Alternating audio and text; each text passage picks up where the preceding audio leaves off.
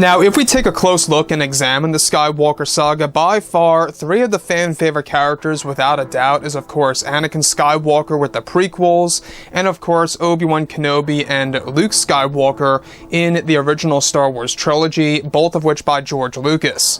This is Mike Zero. Make sure to subscribe if you're new to the channel for future Star Wars content. Now, the one thing about Disney Star Wars is that we do know that as of right now, it is heading in a better direction. They have a handful of Star Wars TV shows in the works. They've got the new Star Wars movies, such as the new Star Wars trilogy, and a handful of spin-off films that are going to be released in the near future in the next couple of years. Now, one thing is for certain is that when we go ahead and take a close look at the Rise of Skywalker, is that this movie in particular had a lot of problems that went along with it. We do know that Lucasfilm's Kathleen Kennedy really created a lot of problems for the movie by going in and deleting many of the scenes and putting new ones in there. You know, one thing about Kathleen Kennedy is that she really completely changed the movie from the very start, you know. They went through a lot of filming in 2018, and then they had the first phase of reshoots and rewrites in late 2018, and more reshoots and rewrites in early 2019, and even throughout that entire year, a lot of changes were made on and off. Now, one thing about Episode 9 is that a lot of fans have been very curious about what could have been if Kathleen Kennedy did not intervene and did not really change all of the scenes by J.J. Abrams and George Lucas. Now, specifically, what's really intriguing about all of this is that since the very end of the Skywalker saga, many fans have been very curious about the future of the franchise by Disney and Lucasfilm, and have been very curious about what could have been for Episode 9 if Kathleen Kennedy did not delete so many scenes from the movie that involved characters like Luke Skywalker, Obi-Wan Kenobi, and Anakin Skywalker. Now, it's described that one of the sequences that were actually planned to be released with the 4-hour cut of The Rise of Skywalker that is going to be released sometime in 2023 by Bob Chapek, one of the major sequences involved a moment in which it takes place on the world of Ahch-To, in the second act of the film that was filmed during the first phase of reshoots and rewrites. The sequence involved a moment in which Luke Skywalker is alone on the island of Ahch-To, where originally Luke had no beard in Episode 9 and appeared far younger in design without it. It's described that Luke would be meditating inside of the first Jedi Temple, where both Anakin Skywalker and Obi-Wan Kenobi's Force ghosts would actually reach out to Luke with their voices, where they would actually tell Luke about Rey, or the girl at the time, being the granddaughter of Emperor Palpatine. Now, while Luke is informed, he is now sitting inside of the tree library where both Kenobi and Anakin appear behind Luke, where Kenobi is holding one of the sacred Jedi texts, while Anakin is surprisingly holding a torch that is lit with fire, similar to what Luke did in The Last Jedi with the torch. Now, once again, guys, like I say, this is a very similar scenario, or a similar scene, if you will, to what Rian Johnson did with The Last Jedi, where you had Luke and Yoda communicating, except this scene seems to be more in line with what the fans wanted to see in Episode 8.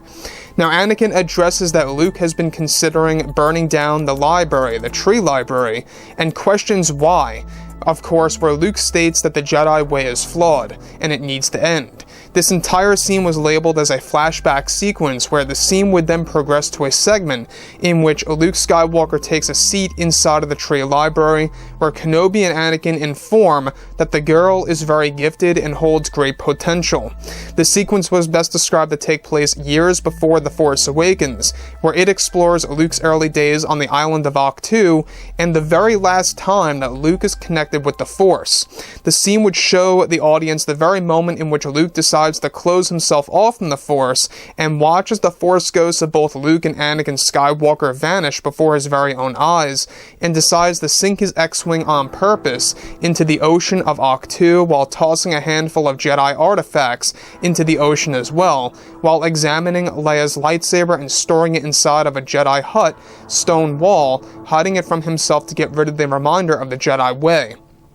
Now, Kenobi in the sequence was best described to be fully CGI and based on Alec Guinness's appearance, where Ewan McGregor was going to do a voice impression of Alec Guinness in the sequence, where the audio team would then lower the pitch of Ewan's voice to make his voice seamless.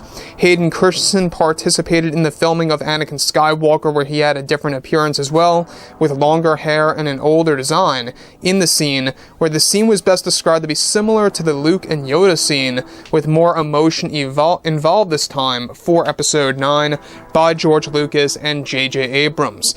Now, the interesting thing about all of this that a lot of fans need to know is the fact that they were going to use this next generation technology for Obi-Wan Kenobi. Alright, of course, the Alec Guinness design.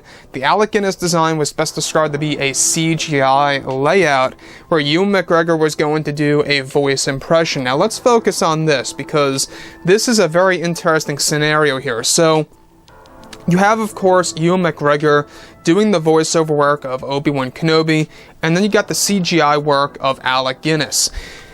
Now, I don't know about you, but I think that this is how it should have been done from the very start, and even Rian Johnson said, a lot of fans were very annoyed by this, is that even Rian Johnson said that it would be nearly impossible to even do this for Alec Guinness, to even do a CGI version of Alec. It cannot be done, and it would have just not worked for The Last Jedi. Meanwhile, it would have honestly really worked. It would have worked out fine, and J.J. Abrams and crew, they were really trying to experiment with this and really trying to make things work for the fans.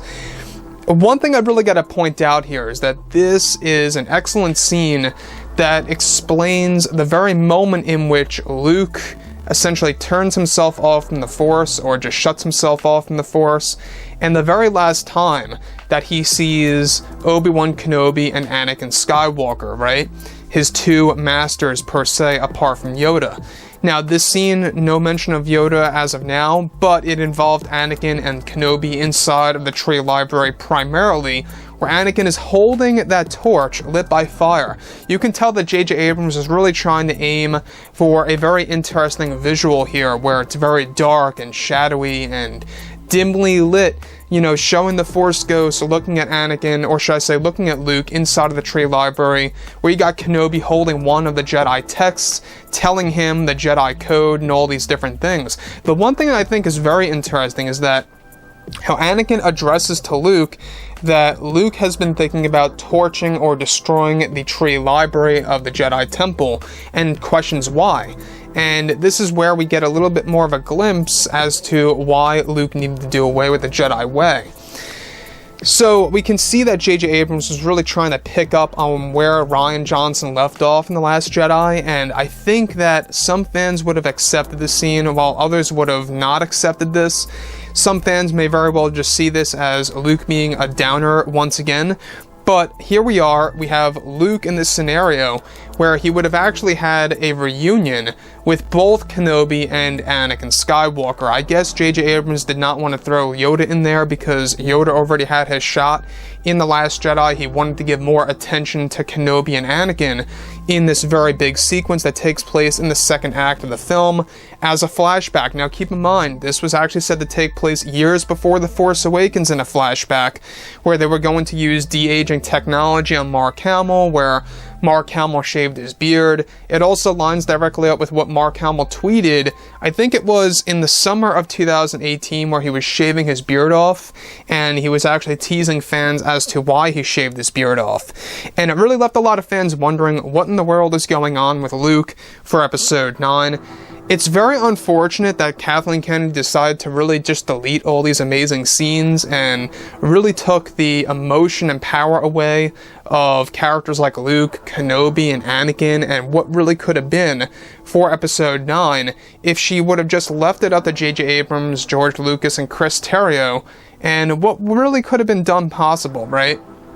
So like I've said before in the past, I think that the Octo 2 sequences would have been a great touch to Episode 9. A lot of fans would have really enjoyed it, and it really was a missed opportunity. I mean, let's face it, this was their final chance to really bring back Kenobi and or Anakin on the big screen.